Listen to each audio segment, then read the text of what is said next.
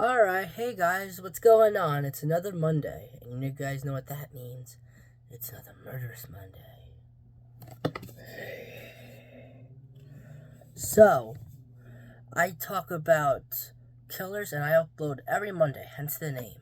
And the next killer that I will be talking about is the Cassie Killers, Brian Draper and Torey Adamcik.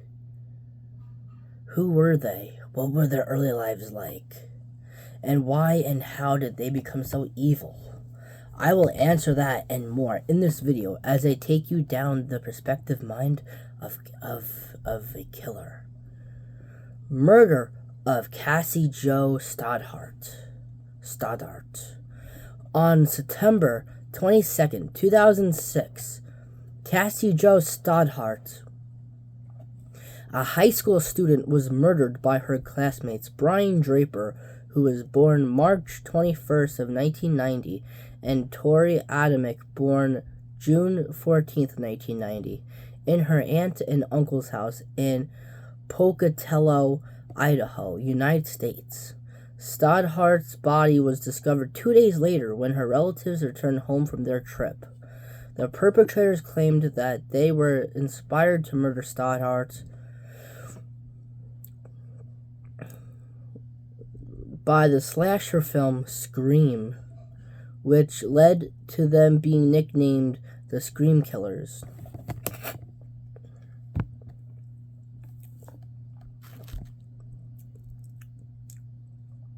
Adamcik and Draper recorded documentary-style videos about how they were horror movie fans, especially Scream, and wanted to reenact a similar murder in real life. They started a death list of other potential victims.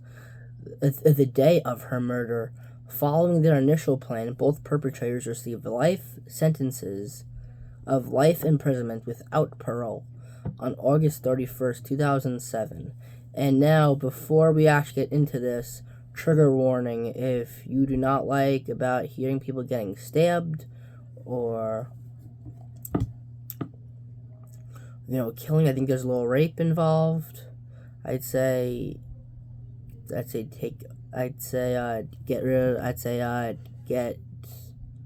off. I'd say click off this video, and I'll see you in another one. But here we go. Perpetrators and background: Brian Lee Draper, born March 21st, 1990, and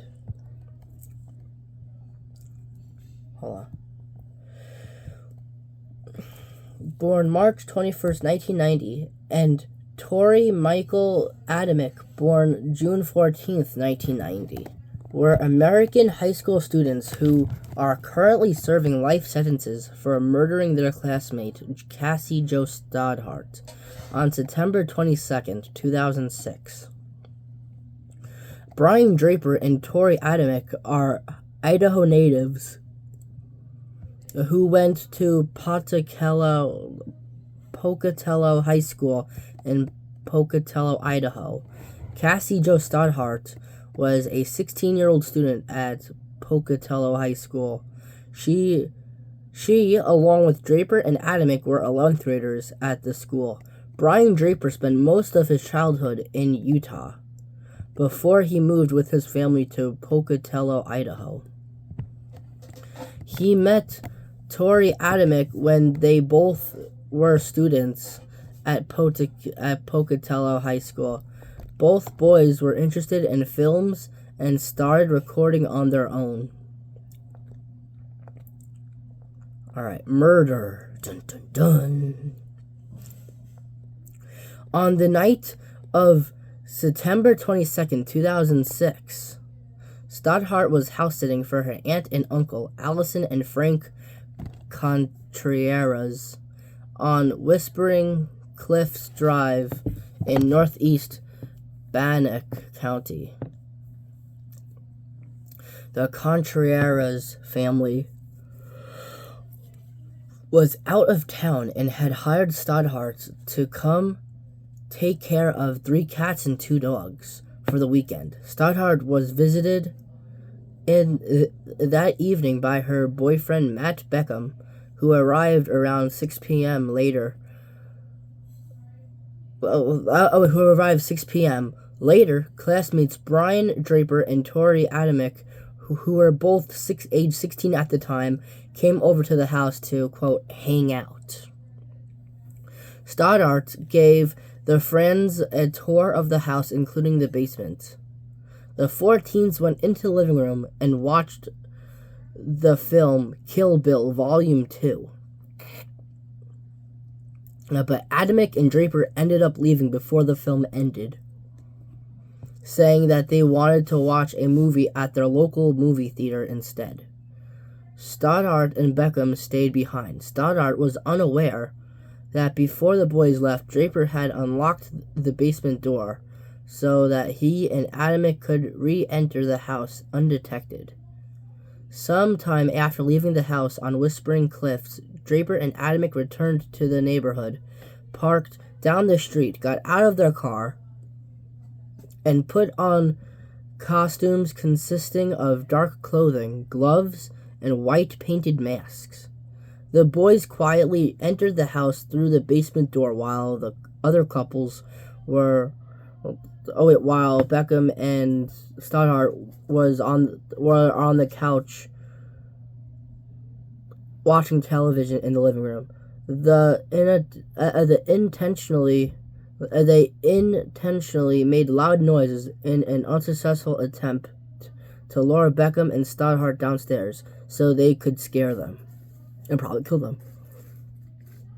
Next, they found the circuit breaker and turned off the power in the house, hoping the pair would come downstairs to check the breaker.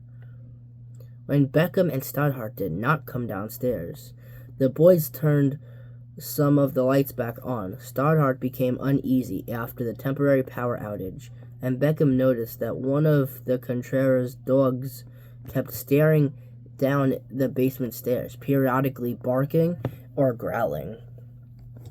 Seeing that, Stoddart felt scared. Beckham called his mother to ask if he could stay the night at the house with her to ease her mind, but she denied his request. Instead, she offered to let Stoddart come home with Beckham and stay at their house for the night. She would bring Stoddart back to the Whispering Cliffs house the next morning, which that would be a good idea, right?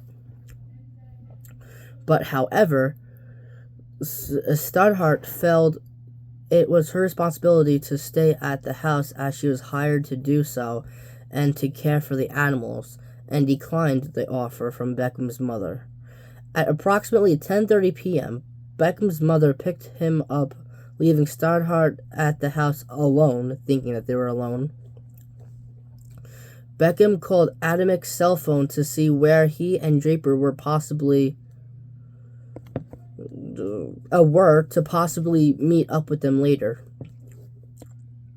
Beckham said he could barely hear Adamcik, who was whispering on the phone, and assumed the boys were in a movie theater. From the basement, Draper and Adamcik heard Beckham leave. The teens turned the lights out again and the circuit breaker and waited, hoping Stoddart would come downstairs to turn the lights back on, but she did not. Eventually, the boys went upstairs. Draper was armed with a dagger-type weapon, and Adamcik had a hunting knife. The weapons having been purchased at a pawn shop. Draper opened and slammed a closet door at the top of the stairs to scare Stoddart, who was lying on the couch in the living room. The boys then brutally attacked her, stabbing her approximately 30 times. 12 wounds were potentially fatal. During the investigation of the murder, police found that Draper and Adamcik had recorded their plan to murder Stoddart in advance on videotape while they were at school. This video footage was shown at the trials. And when they were actually in the car leaving the crime scene, they even called 911 and said, "Oh my God, we just killed Cassie." Investigation. The boyfriend of Stoddart's mother was initially considered a person of interest after his fingerprints were found on the circuit breaker door in the basement, where the lights were being tampered with, in the lead up to the murder. However, he provided a reasonable explanation to this discovery, as he had previously done electrical work at the Contreras residence a few months prior to the murder, which was corroborated by the Contreras family. The attention turned to Stoddart's boyfriend, Matt Beckham, who had been the last known individual to see Stoddart alive. This is when he confirmed to the police that the lights had been flickering on and off while he was present at the home. His mother explained to the police that she heard Stoddart's voice from the house as Beckham came out the door. After he was cleared by a polygraph test and consistent alibi, detectives brought in Draper and Adamcik for further questioning. Draper and Adamcik told police that once they left the Whispering Cliffs residence, they went downtown to watch the movie Pulse. After the teens couldn't recount any details from the movie, the detectives pressed harder to determine their whereabouts.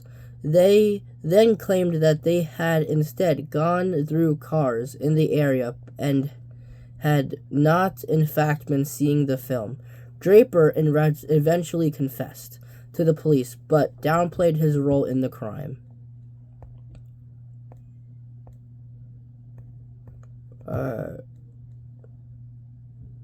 Arrest and interrogations. Draper and Adamcik were arrested on September 27, 2006, and charged with first-degree murder and conspiracy to commit first-degree murder. During the interrogations, each teen blamed the other, which is how they would usually do.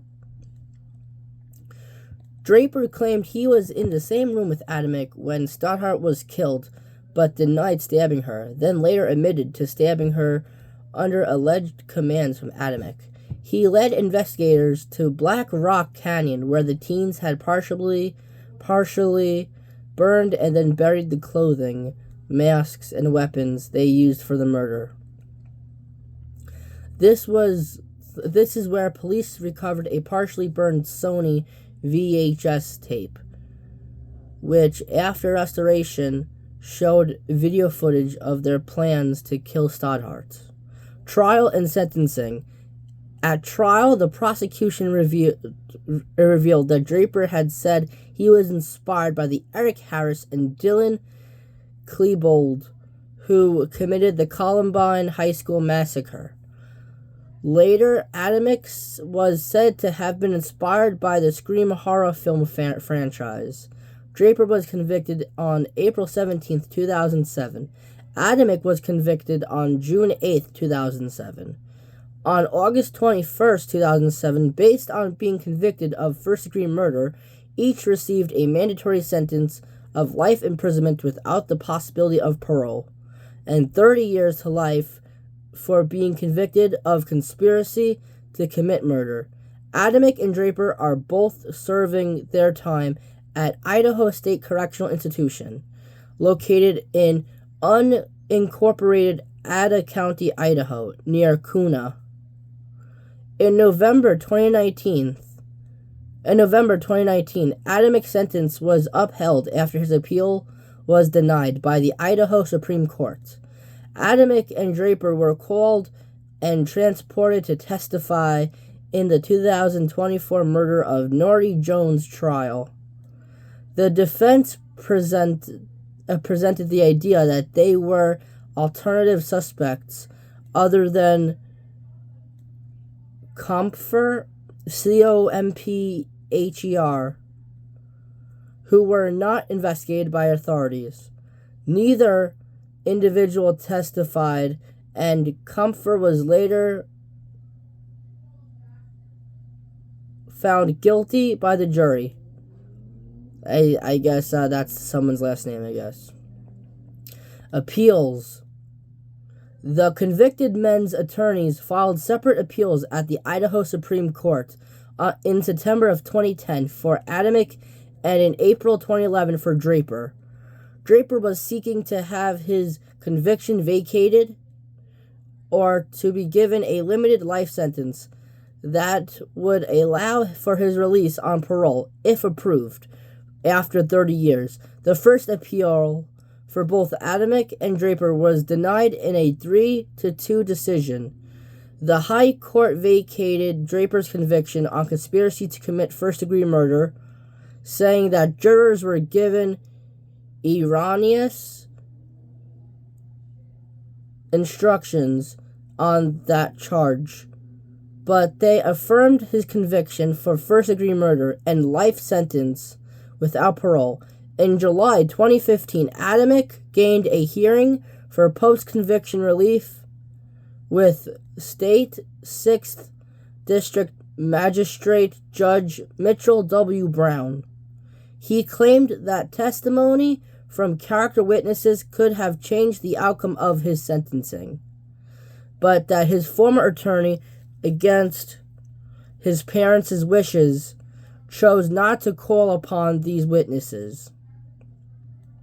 Adamcik said that his attorney believed that the prosecution would have submitted even more damaging evidence. In March 2016, Judge Brown denied his request for post-conviction relief. Adamcik appealed Judge Brown's decision to the Idaho Supreme Court, which on December 26, 2017, rejected Adamcik's appeal for post-conviction relief and upheld the district court decision.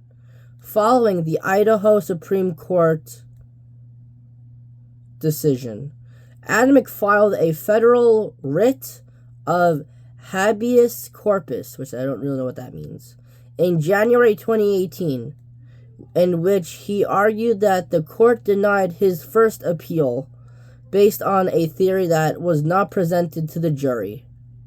Adamcik also argued that he should be entitled to a new sentencing hearing in light of the Miller and Montgomery decision. Federal Magistrate Judge Candy W. Dale presided over Adamcik's writ, and on November 25, 2019, she denied the writ. Adamcik appealed the Judge Dale's decision to the Ninth Circuit Court of Appeals with oral arguments on February 7th, 2022. Jay Bybee, Morgan Kristen, and James Selna who are sitting by designation presiding. On March 24th of 2022, the court upheld the sentence in an unpublished decision.